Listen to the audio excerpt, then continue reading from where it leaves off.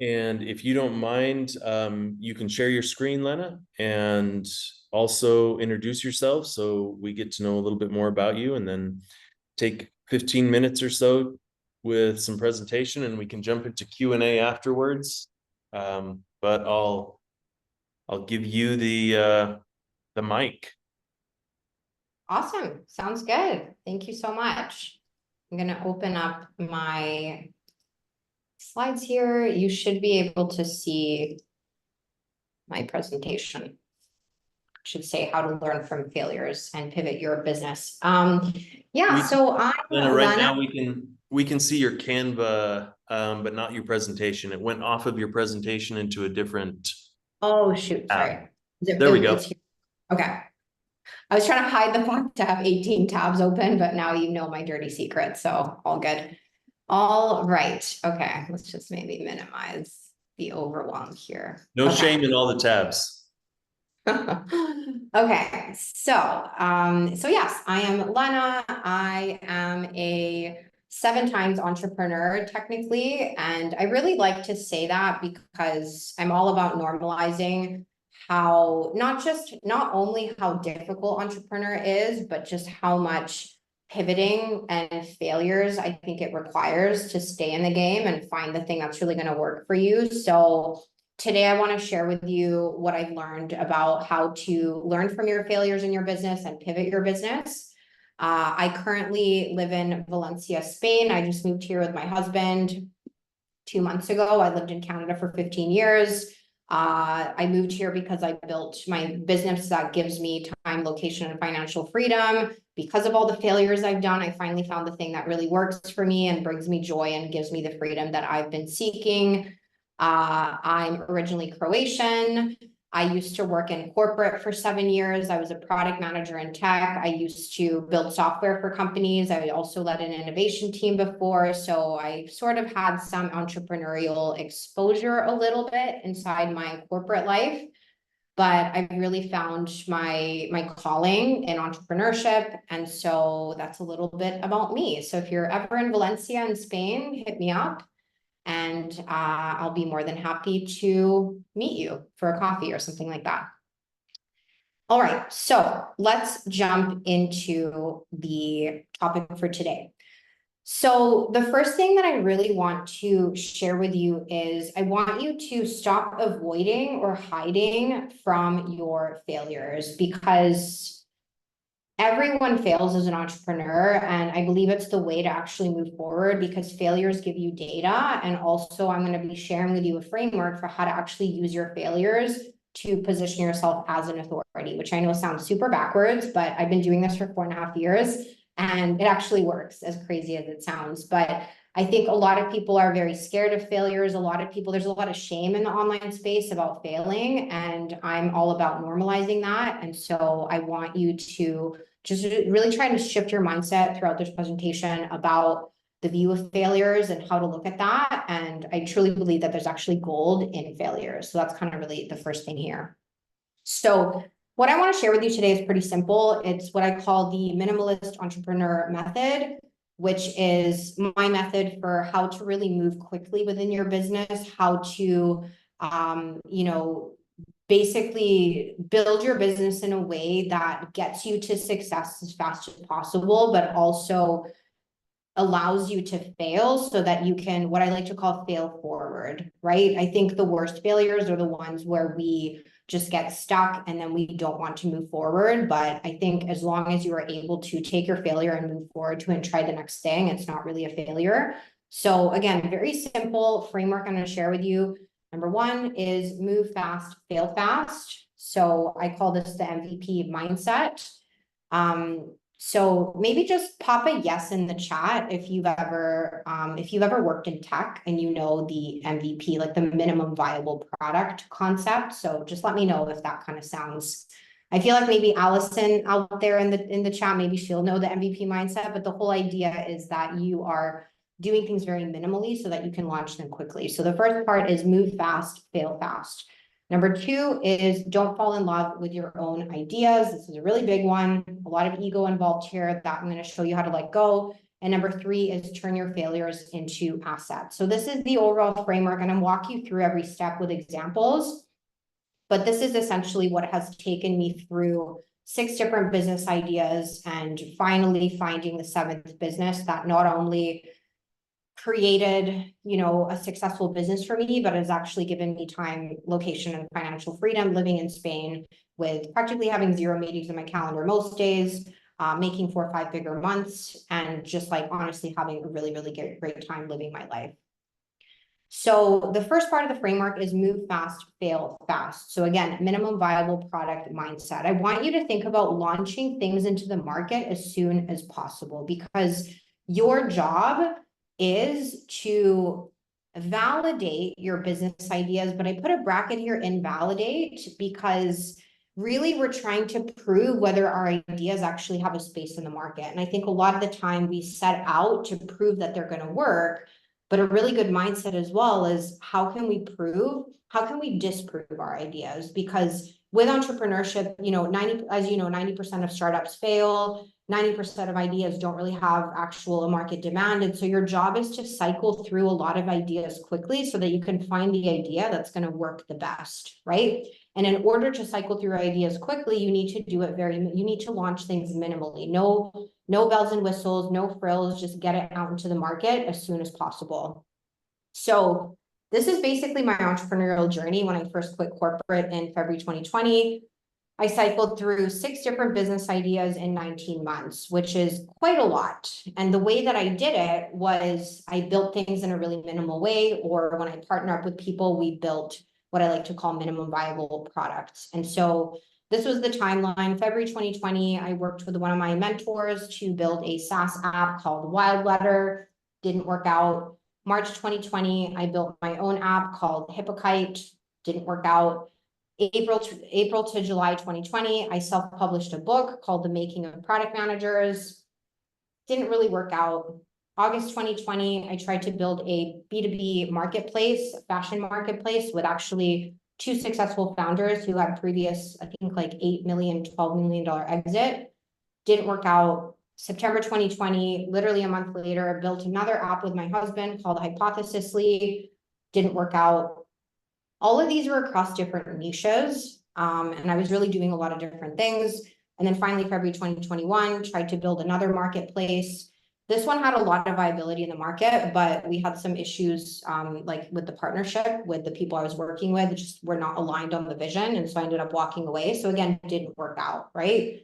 But the reason I was able to cycle through these ideas so quickly, this is the same list of ideas, is because I built things really minimally. So when we launched our Slack app, which was like basically a way to send some sort of like a newsletter on Slack, it was a really weird idea, but we built a very minimal Slack app. So it was literally something that would allow you to send a formatted, repetitive Slack message in Slack in a certain channel. So it was like very, very simple, right? Because again, we were just trying to prove in the market whether people actually wanted this. We're not gonna do a fancy landing page. We're not going to throw ads at it. We're not going to go, create some sort of fancy features or really nice designs. We're just going to launch it very minimally, launch it into the market. And that's why within, a month and a half, basically, we were able to invalidate the idea because we didn't spend a ton of time building fancy software. We spent most of our time testing it with users.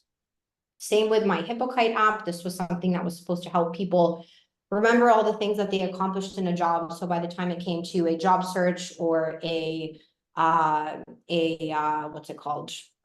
interview, they could remember all the things they did in their job. So very random, really weird idea. But the way that I launched it was I actually created a Google form that then when people got a Google form through the email, and it was like, what were the things that you did this week in your job that you want to remember? And then they would fill out the form and I would store the information for them in a Google sheet. Like, it sounds ridiculous, but this is how simple it was, right? And I launched it. I got about like 30 people into this app that I called it. And in the end, they told me, you know what, this isn't a big enough problem. I wouldn't want to pay for it, right? So I was able to abandon the idea literally in a month, right? As opposed to, again, building fancy software, building an actual app, God forbid, paying a developer for 3 months. I was able to, again, invalidate my idea in a month. The Making of Product Managers, I decided to self-publish my book. I didn't go look for a publisher. I didn't go, spend a bunch of time trying to figure out like if someone gonna publish me. I just said, you know what, I'm gonna self-publish the book. I literally wrote it in Google Docs. My husband helped me format it into like an EPUB reader. I launched it on a tiny little marketplace called Gumroad. I also ended up launching it on Amazon book publishing or whatever. Pretty minimal. So I was able to actually cycle through that idea. This one was a little longer because the COVID depression really got to me, to be honest. And after 2 failed startup ideas, my mindset was in the gutter, basically. But I still pushed through in 3 months, not too bad, not too bad. I wasn't spending a lot of time creating fancy books. Next one was the B2B marketplace. We actually built no app. We didn't build an app. All I did was I sent 1,000 cold emails to see if someone was interested in this idea. And that's why, again, we cycled through it really quickly. We managed to discover there's no market need in a month, as opposed to potentially 6 months trying to build a marketplace and get that whole thing going.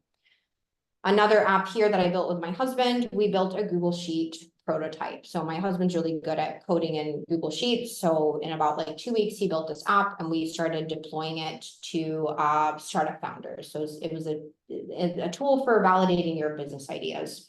And again, we were able to, end that idea actually in 2 months because we created a very simple app, right? Like literally from the day that I got the idea, 2 weeks later, it was already in the hands of users. So we were already getting feedback. Is this something the market needs?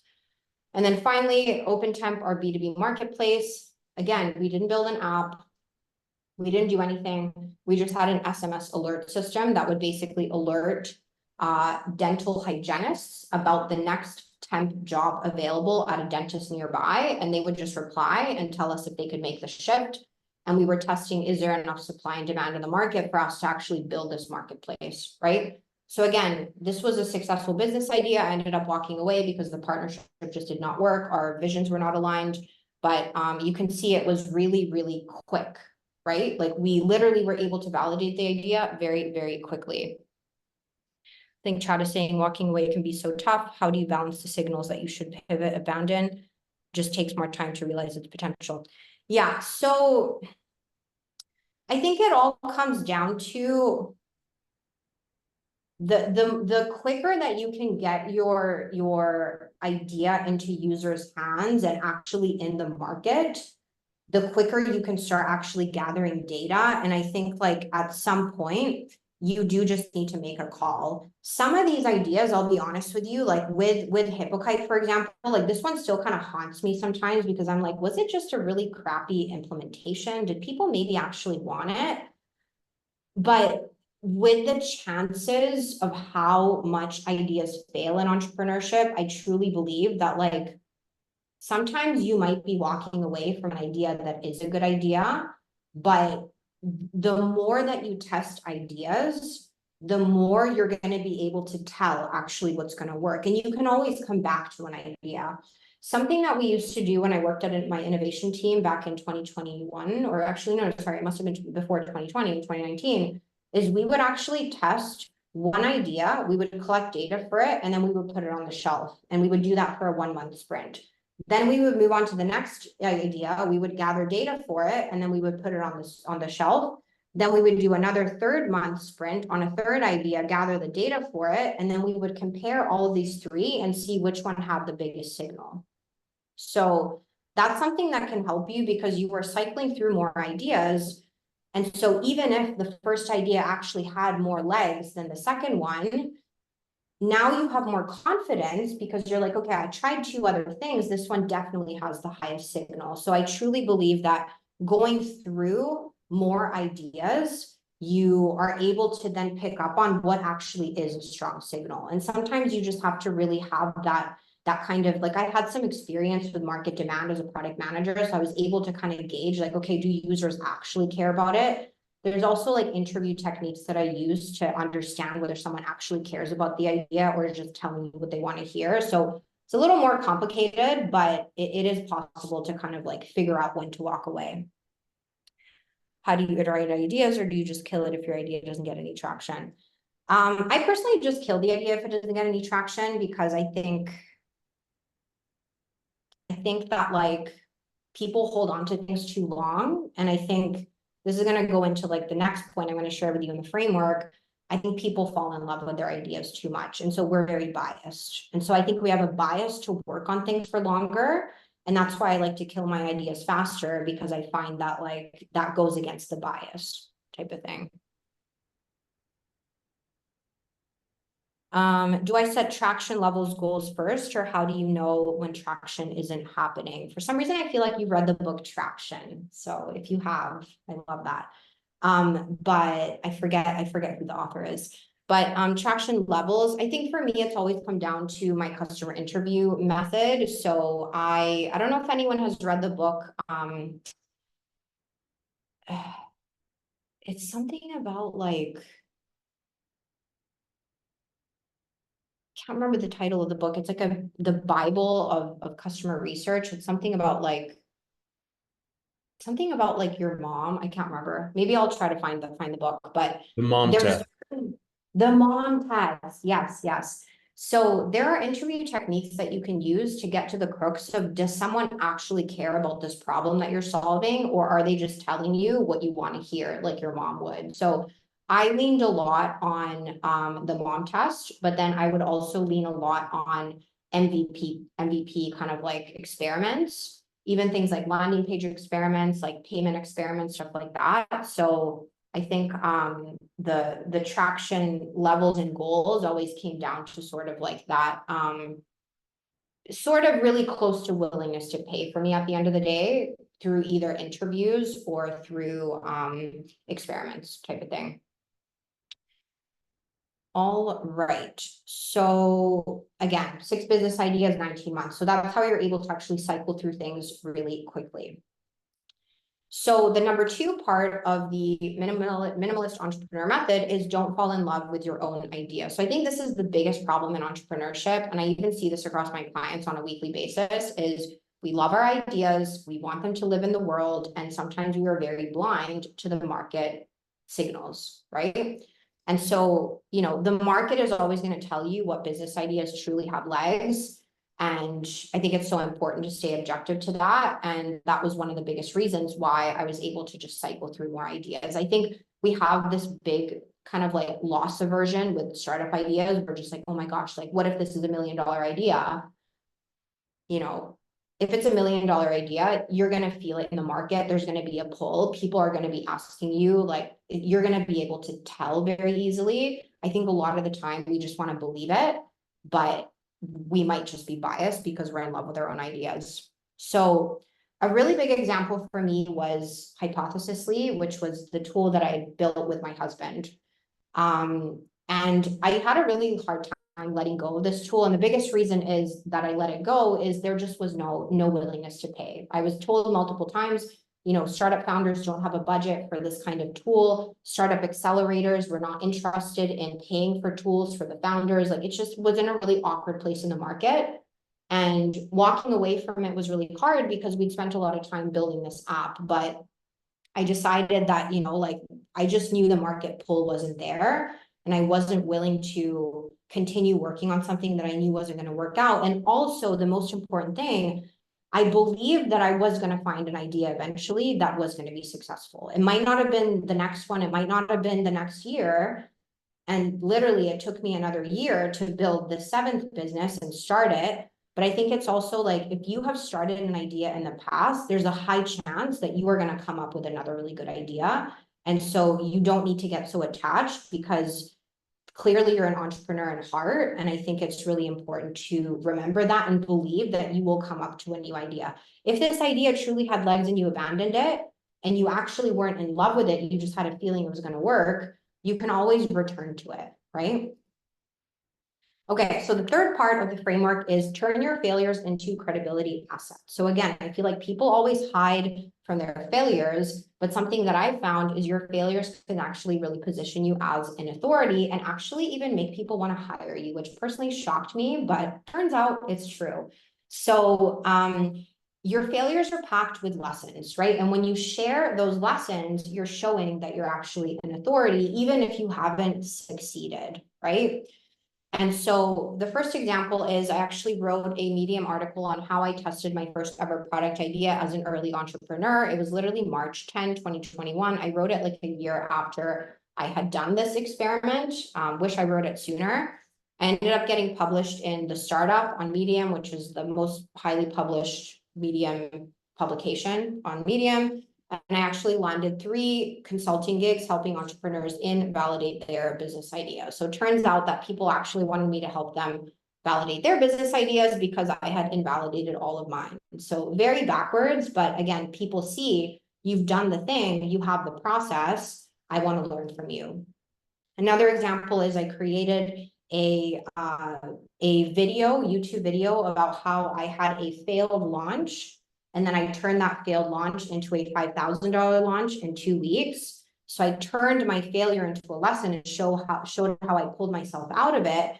Ended up landing a $600 client directly from this YouTube video who turned into a 6.6K client. So people really want to see your journey. They want to see how you solved problems from your failures, and that's really attractive for people. Last example is I shared my failure about how I quit entrepreneurship after 19 months on YouTube. And it turned out actually being my highest performing YouTube video. I have literally less than 200 subscribers, and I still get comments to this day every single month of people really loving this video because people want to hear about your failures because they're too scared to talk about theirs. So it's very comforting to hear about yours. So you can really become an authority by actually being the person that's sharing what you've been through. So again, that is the minimalist entrepreneur method. Move fast, fail fast, MVP mindset. Don't fall in love with your own ideas and turn your failures into assets. That is what I have for you today. Happy to do a little Q&A. I hope you enjoyed the stories. If you want to connect with me, I'm literally on all the channels, and I'm happy to pop into the chat if anyone has any specific questions. I hope I didn't go too long. No, this is perfect, Lena. We usually stop about quarter to the hour, so we've got about 6 minutes for Q&A. Would love anyone who wants to unmute and ask a question or throw a question in the chat. The one that I always like to seed in the Q&A, and that while people think about theirs, is what is the biggest mistake people make when they're going through your framework of those 3 items? Like, where do you see people getting stuck or making a mistake?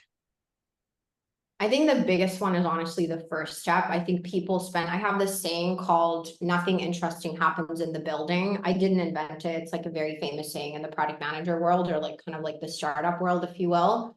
And in the building is anything where you are overthinking an idea. You're making a business plan. You're in a Google Doc, just kind of like building software falls into that category. Unfortunately, I have so many startup founders who approach me. They're like, okay, I've been building my app for 3 years. Now I'm ready to market it. And I'm like, okay, that was a waste of time because we have no idea if the market actually wants it. So I think the biggest problem, and I even see this with my coaching clients, they'll spend 4 weeks trying to put together an offer. They'll spend, 3 months thinking about how to build their personal brand. What should their business be?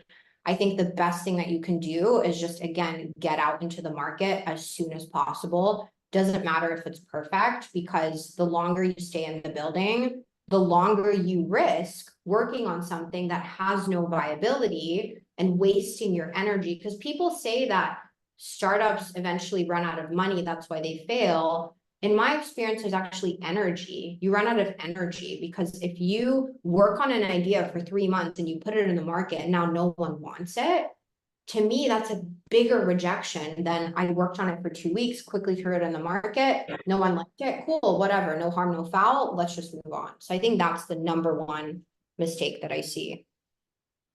That's awesome. Allison has a question in the chat. Can you share more about your current business and why you stuck with it? I would be interested in maybe adding on to Allison's question about like, what were the traction metrics that made you stick with it? So thanks, Allison, for the question there. Totally, yeah. So with my business, I when I first became an entrepreneur, I was dead set on becoming a startup founder. I just, as a product manager who was building software for my company, I was like, I want to build my own app. I want to have my own app. I want to be a startup founder. You know, I thought it was really cool. And so I just was dead set on, I'm going to build a startup. I'm going to be that person. Um, but then I realized that it was actually a lot of time to see if it's going to become successful. It's like a pretty big effort to see if it's actually going to grow into something. And I think the biggest reason why I got the idea for my business and actually stuck with it was because I went back to corporate for about 10 months and just kind of like got my head together after like cycling through 6 different ideas.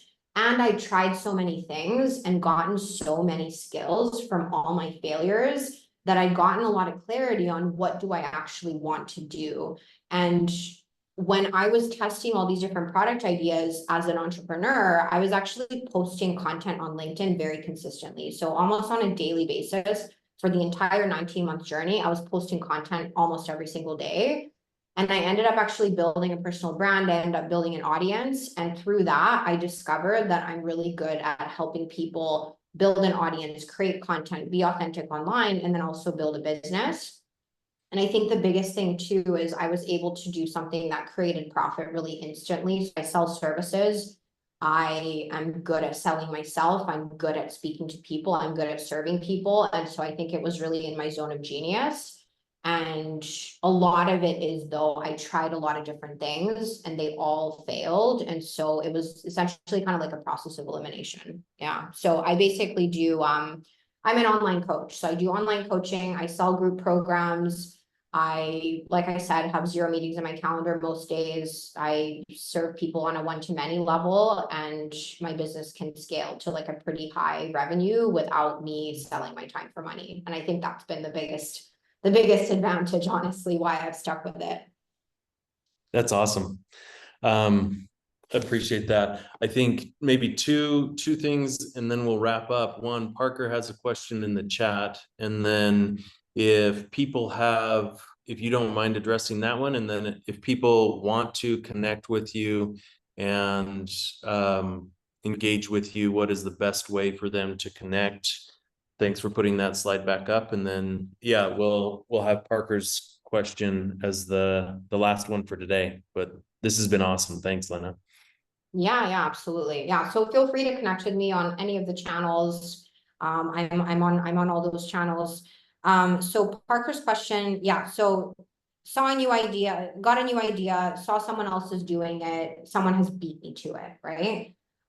It's really funny because the first time it was in 2020, in my first 6 months as an entrepreneur, I had this product idea and I saw on Twitter that someone had actually built something way better actually. And I remember I actually burst into tears and I went to my husband and I was like crying and I was like, oh, like this person beat me to it. And, you know, like shame on them. And now I can't build this up and everything's over and the world hates me and all this kind of stuff. And it was such a massive mistake because to me now, if someone is already doing the thing that you have the idea for, it's actually validation that like the market already needs it. You don't want to work with an idea that actually no one's doing because now you have to test it and see if actually people really need it, right? So when it comes to, you know, how do you know whether there's a space to enter with a competitor, whether you should move to the next idea? So I actually experienced that with this idea here, the marketplace, the B2B fashion marketplace. There was a really big player in the market. They're actually called Fair, Faire, and they had a ton of funding, like millions of dollars of funding. They've been in the game for about 5 to 7 years. And I knew that going up against them was just not financially feasible because I did not want to do a fund. I didn't want to like do you know, fund, like raise capital for a startup. I wanted to bootstrap it. And it's just like we were never going to catch up to them from a branding perspective and operations perspective. And so I think it's like looking at what competitive advantage does the other competitor have that you like absolutely do not have? How directly are you going to have to compete against them? How much of it is a brand play? That's a really big one. I find that, you know, if there's a competitor out there who's built a massive brand and that's why they're getting a lot of market share, you're gonna need to factor in having a lot of like marketing resources to go up against them and carve out that space for yourself. But I think at the end of the day, it comes back to how much can you differentiate yourself? Can you actually do something very different?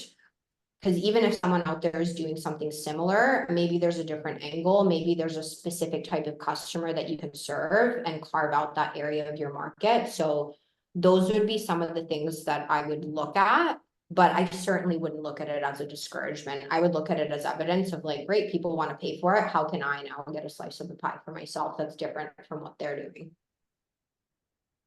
That is great advice. Lena, this has been awesome. Thank you so much.